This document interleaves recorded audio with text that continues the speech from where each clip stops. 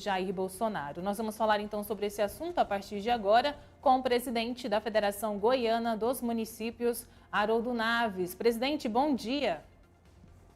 Bom dia, Jéssica. Bom dia, Rubens Salomão. Bom dia a todos que estão assistindo a Rádio Sax e ouvindo também. É um prazer falar com vocês, apesar de estar falando com um tema aqui hoje polêmico. Pois é, presidente, os municípios vão então entrar na justiça para tentar rever aí esse reajuste do piso dos professores. A FGM fez um estudo, né? Qual que vai ser o impacto se tiver que passar esse valor de reajuste para os professores? O impacto a nível de Brasil, Jéssica, é de mais de 30 bilhões de reais. Em Goiás, é da ordem de mais de 750 bilhões de reais, se for passar esse reajuste. Então, a Federação Goiana de Municípios, parceria também com a Associação Goiana de Municípios e a Confederação Nacional de Municípios, entende que esse ajuste é impraticável, ele não tem nenhuma legalidade, até porque o Fundeb, criado lá em 2007, regulamentado em 2008, estabelecia que esse ajuste tem que ser feito através de lei. Em 2020, foi extinta a antiga lei do Fundeb e votado um novo Fundeb. Nesse novo Fundeb, precisaria ser regulamentado através de uma lei específica.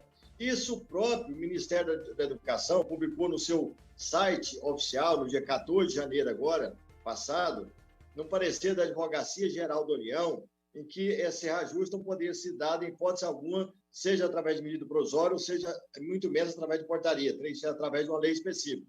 Então, para nossa espanto, para nossa susto muito grande, foi colocado esse reajuste através de uma portaria, que nós entendemos que é uma medida meramente eleitoreira, para transferir essa responsabilidade para estados e municípios.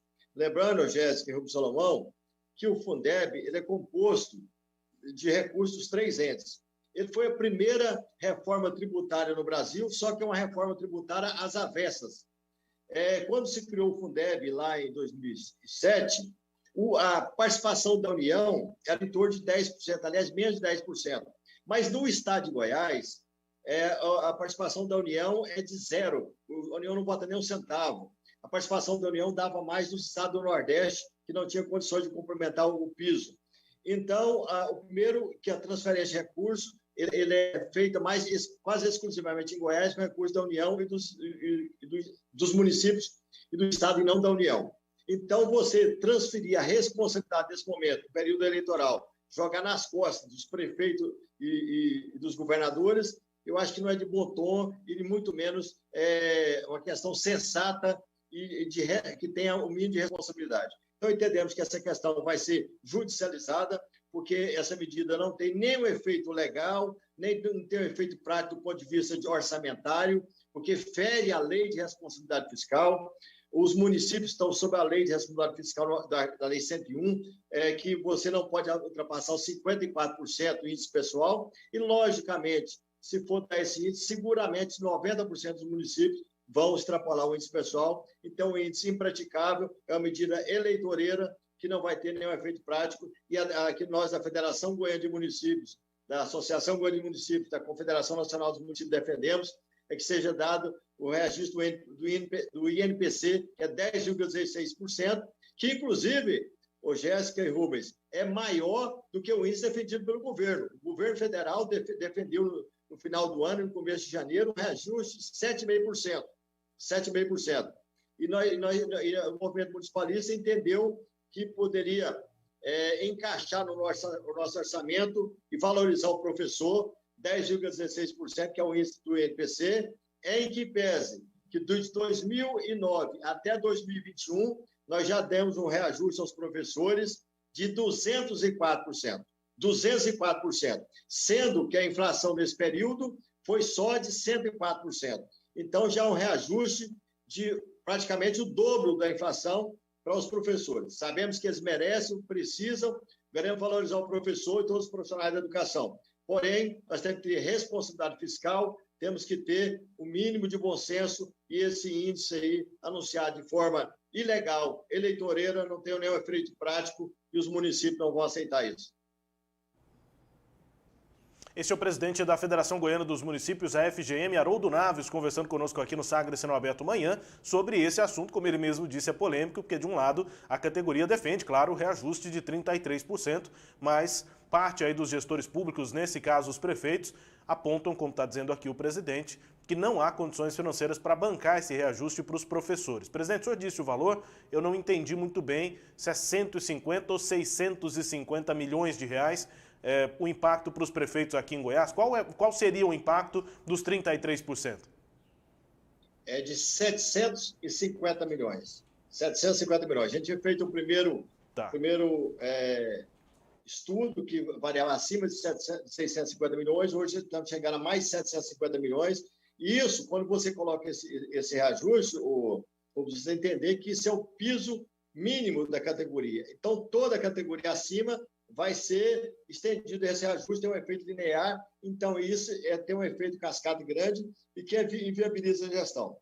E aí é importante ressaltar, o próprio Tribunal de Contas dos Municípios soltou uma nota que o reajuste tem que vir através de lei específica municipal e o município não pode ultrapassar o índice da lei de responsabilidade fiscal. Então, nós temos esse impedimento e essa é uma questão que vai ser judicializada.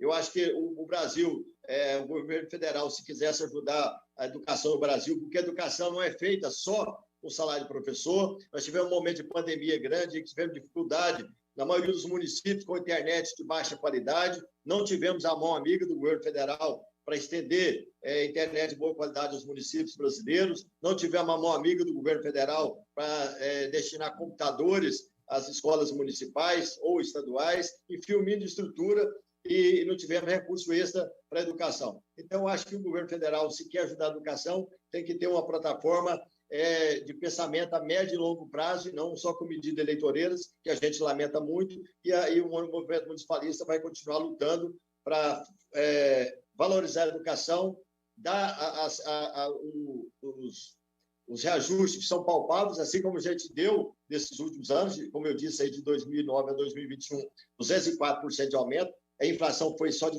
104%, ou seja, mais de 100% real de aumento. Então, é isso que nós vamos continuar ajudando. Agora, essa medida é impraticável e não cabe nem no orçamento, nem na questão legal e nem questão econômica, e é impraticável e o movimento municipalista não dá conta de absorver esse ajuste por esses motivos que eu expliquei agora. Pois é, presidente, eu ia perguntar exatamente sobre isso, né? Porque agora o movimento é para reduzir o reajuste de 33%, como o senhor disse, para 10% do INPC. 10%, portanto, é o que seria o reajuste dos professores.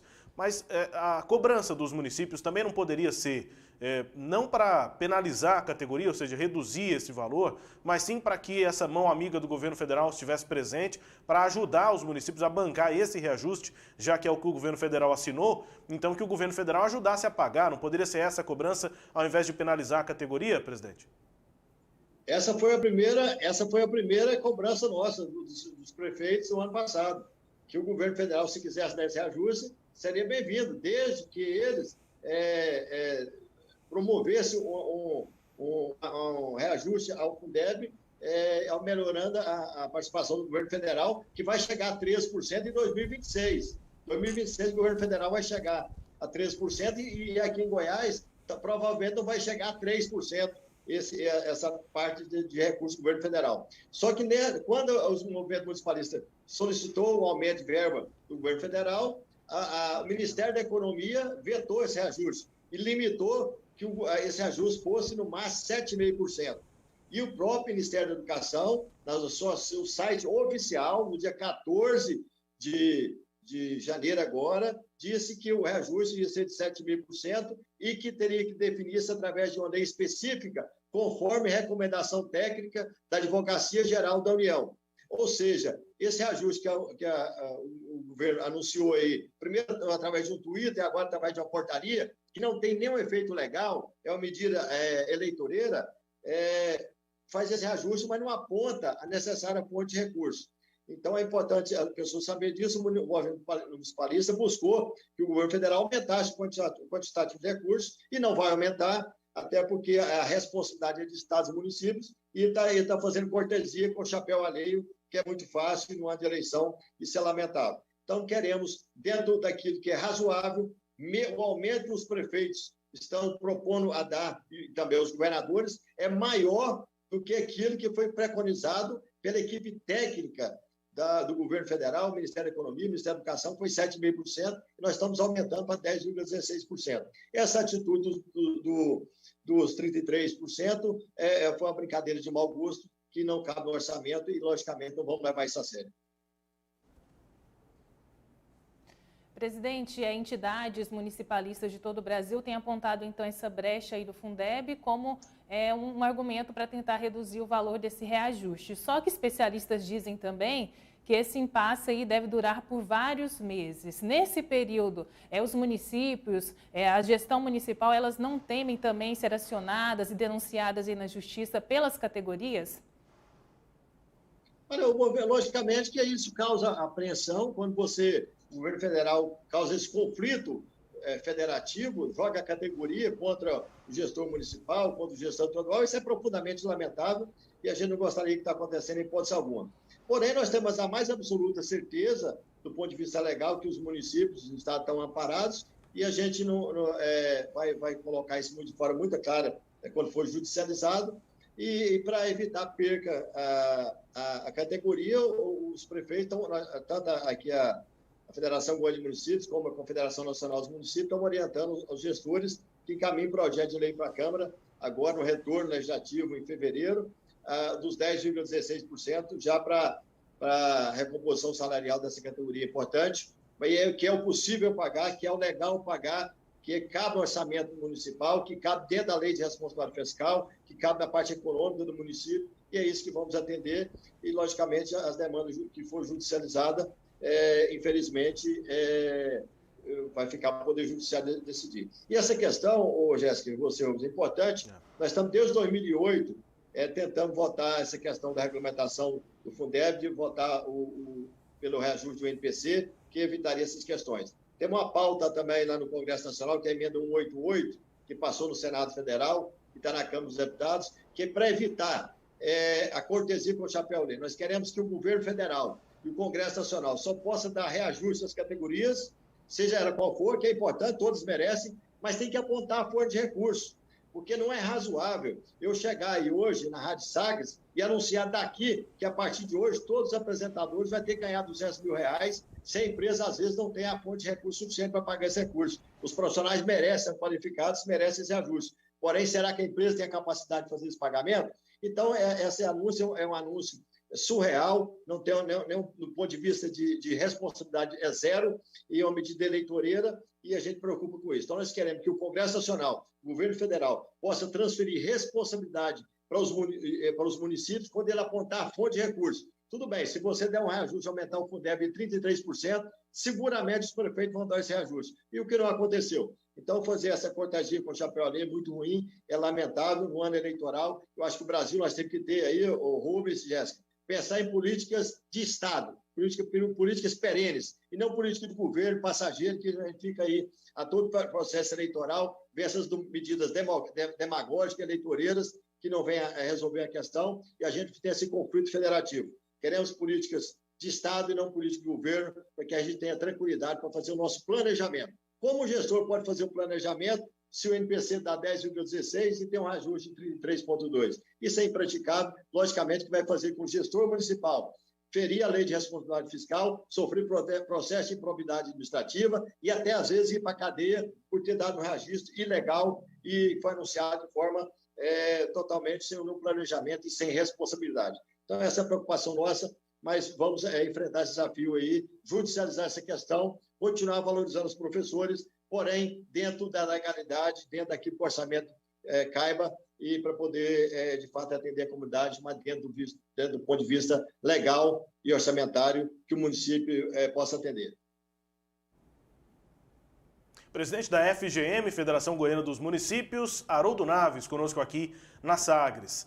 Presidente, eu entendi o argumento do chapéu alheio lá em Brasília, mas o senhor dá cada exemplo, né? Já imaginou 200 mil? Enfim, presidente, uma outra questão aqui, tem tudo a ver com essa, o reajuste dos professores, o piso dos professores, está dentro de uma pauta elencada pela federação, pela associação aqui em Goiás, mas pela CNM, a CNM, né? Confederação Nacional dos Municípios, tem uma pauta lá que os prefeitos no Brasil inteiro estão chamando de bomba fiscal. Com o que mais vocês estão preocupados em Brasília? O que mais está lá no Congresso, na Câmara, no Senado, principalmente no Senado, né? Que já encaminha para sanção o veto do presidente, tem votação terminativa também no Senado. Enfim, o que é que está lá na mesa do presidente do Senado ou até na mesa do presidente Jair Bolsonaro, que se dependendo de uma assinatura pode causar uma bomba fiscal aí para os prefeitos? Olha, nós temos algumas preocupações, tem outras categorias com piso para os prefeitos pagar, transferindo a responsabilidade, mas não apontando nem um centavo a mais para a nossa arrecadação. Estão querendo reduzir a arrecadação dos municípios nesse período eleitoral e também não apontando a forma de compensação. Então, nós estamos num momento preocupante, um momento assim, de falta de uma responsabilidade federativa. Eu acho que nós vamos fazer agora, no final de abril, a 23ª Marcha dos Prefeitos, uma pauta grande, para mostrar para o Congresso Nacional, para o governo federal, a responsabilidade que o Poder Executivo, o Poder Legislativo tem que ter com os municípios. Se algumas pautas passarem no Congresso Nacional, é a falência literal de alguns municípios. E, às vezes, Rubens, se tem a preocupação, na semana passada, o prefeito aqui da cidade vizinha de Nova Iguaçu, ele anunciou que estaria renunciando ao mandato, se viabilizasse esse aumento de 33%, porque inviabilizaria a gestão dele. E a gente ligou para ele, a federação mostrou que isso cabe à questão de judicializar essa questão.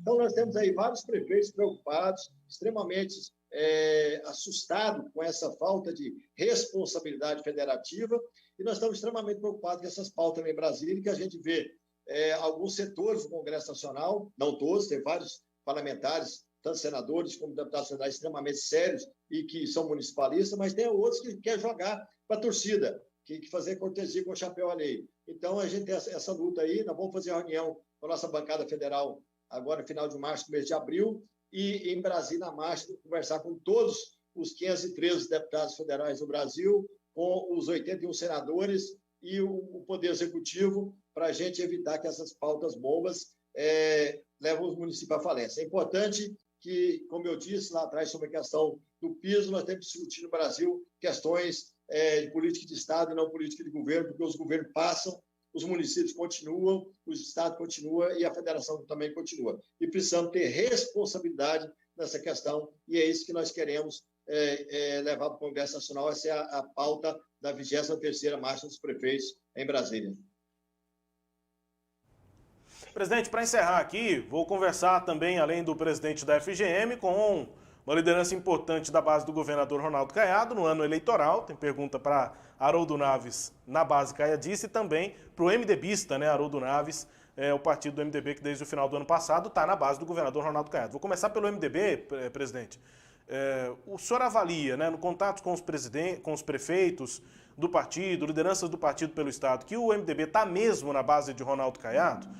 Em 2022, o MDB está compondo essa base, vai trabalhar por Ronaldo Caiado, ou ainda há muita divergência, muita dificuldade para que Daniel Vilela tenha essa unidade? Porque Daniel foi candidato a governo contra Caiado em 18 e agora está lá para ser pré-candidato hoje a vice ao lado de Caiado. Como é que está a unidade do partido em torno do nome do Daniel, mas também do Caiado, presidente? Bom, é importante dizer que o Daniel foi candidato, assim como o governador Ronaldo Caiado foram candidatos em 2018, para romper com o modelo de gestão que estava há 20 anos, que nem o Daniel nem o Caiado concordavam, ou seja, os dois tinham um ponto em comum nessa questão. Agora, o governador Ronaldo Caiado tem feito um modelo de gestão muito próximo daquilo que o MDB sempre defendeu, que é um governo, o MDB onde esteve, sempre no governo estadual ou nas prefeituras, fazendo austeridade fiscal, fazendo obras, programas sociais e melhorando a qualidade de vida da população. E como o projeto do governador Ronaldo Caiado é muito próximo daquilo, os projetos do MDB, entendemos que nós, nesse momento de crise, no momento que o Brasil enfrenta a maior crise sanitária de todos os tempos, essa questão do Covid, os homens e mulheres de bem têm que dar as mãos e largar de lado os projetos pessoais e pontuais partidários para fazer política de Estado. E foi isso que o MDB fez. Começou com o movimento dos 28 prefeitos do partido, 27 declararam que gostariam dessa parceria, não só administrativa, que já estava acontecendo, mas a parceria também política com o governador. O presidente estadual do partido, Daniel Vilela, levou essa consulta ao partido no estado de Goiás, de 160 municípios que foram responder a essa demanda, 146 declararam apoio à eleição do governador Ronaldo Caiado. Então, nós vamos ter o partido fechado, 100% com o Ronaldo Caiado, e o partido que tem a maior capilaridade no estado de Goiás. O partido teve mais votos na eleição municipal de 2020, com 769 mil votos. O partido que tem a maior militância, tem o maior número de filiados e tem o maior número de votos lá na última eleição. Vamos ajudar o governador a ser reeleito, com fé em Deus, no primeiro turno, porque é um governo sério, um governo que atende às pautas municipalistas, atende o anseio da sociedade. Inclusive, amanhã aqui, Rubens Salomão, estarei entregando 245 cartões do programa Mães de Goiás, dando R$250 às famílias mais carentes do município de Campos Verdes. Né? O município, esse mês de janeiro, já recebemos a contrapartida da saúde dos anos de 2016, 2017, 2018, do governo anterior, da contrapartida de saúde, e nesse governo é pago rigorosamente em dias, tanto a contrapartida da saúde, como o transporte escolar, e também está quitando o atrasado. Ou seja, é um governo de palavra que cumpre compromissos e também está levando obras a quase todos os municípios do estado de Goiás, e esse ano é um ano de entrega, e eu acho que nós, goianos, as pessoas sérias, de bem, temos que abraçar o projeto político do governador Ronaldo Caiado, dar essa oportunidade para ele mais 4 anos, que ele vai continuar essa transformação do estado de Goiás. O estado de Goiás hoje, que já é referência no Brasil de gestão, o único estado do Brasil que até agora conseguiu fazer adesão do regime de recuperação fiscal, até porque o governador pegou o estado em situação de calamidade pública e botou o estado para andar, está entregando obras, benefícios, programas sociais, e o Estado hoje caminha passos largos, e o MDB não podia fugir desse debate, e, logicamente, se aquilo que nós defendemos está sendo contemplado pelo atual governo, não precisamos ter um candidato do MDB para fazer aquilo que nós defendemos. Se o governador está fazendo, vamos ser parceiro, e o Daniel Vilela vai ser o nosso próximo vice-governador, vai ser parceiro do governador Ronaldo Caiado, da continuidade desses projetos, somar da nossa contribuição para que o segundo mandato seja ainda melhor do que esse. Bom, e a outra questão, presidente, como líder importante aí da base, é essa divergência interna na base de Ronaldo Caiado sobre o momento de saída dos secretários que serão candidatos. Em destaque, o secretário de Saúde, Ismael Alexandrino, e o presidente da Goinfra, Pedro Salles. Como é que o senhor avalia que isso vai acabar sendo resolvido dentro da base? Saem só lá no prazo de desincompatibilização início de abril, ou podem sair antes, ou devem sair antes, na visão do senhor? Eu, na minha visão, acho que eles devem sair no prazo máximo, lá no começo de abril. Nós temos secretários extremamente competentes. Eu estava vendo a entrevista dele aí, falando do Hospital da Criança, que é inaugurado hoje, o Ismael Alexandrino, um secretário competente, parceiro dos municípios, o Rubens Salomão. Todas